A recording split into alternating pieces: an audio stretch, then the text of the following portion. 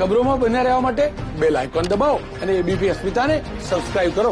એક મોટા સમાચાર મળી રહ્યા છે। શિક્ષણ જગતને લઈને ગુજરાત સ્વનિર્ભર શાળા સંચાલક મંડળે નિર્ણય કર્યો છે, ફી નહીં તો ઓનલાઈન શિક્ષણ પણ નહીં। એમ તો કે હું માર્ચમાં ભરીશ કે એપ્રિલમાં ભરીશ, અને એવા જે છે મેં તમને કીધું એ પ્રમાણે કે એવા 25 થી 30% વાલીઓ છે કે જેમણે એમ જ કીધેલું છે કે અમે 3 મહિના પછી ભરશું, અમે આવતા વર્ષે ભરશું એમ કીધેલું છે, તો એમને પણ અમે કન્સિડર કરેલા છે। આ માત્ર ને માત્ર એ છે કે જે જવાબ જ નથી આપતા અને કોઈ ફોન ઉપાડતા નથી, ક્યારેય કોઈ વાત કરતા નથી, અને કદાચ એ બાય ચાન્સ ફોન ઉપાડી દીધેલો હોય તો એક જ વસ્તુ કહે છે કે અમારે ફી ભરવી જ નથી।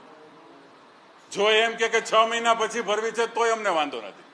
અને આ તબક્કે હું વાલીઓને પણ વિનંતી કરેલું છે કે મુશ્કેલી હોય તો ચોક્કસ જે છે એ આગળ આવો, સંચાલકને મળો।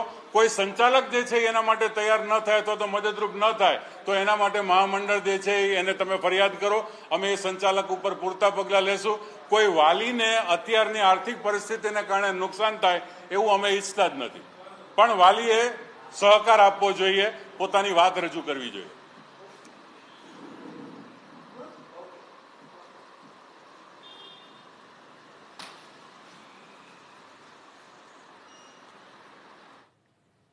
તો ફી નહીં તો ઓનલાઈન શિક્ષણ પણ નહીં, જતીન ભરાડનું આ કહેવું છે। જે વાલીઓ ફી ભરવા આવતા નથી તેમના માટે નિર્ણય લેવામાં આવ્યો છે।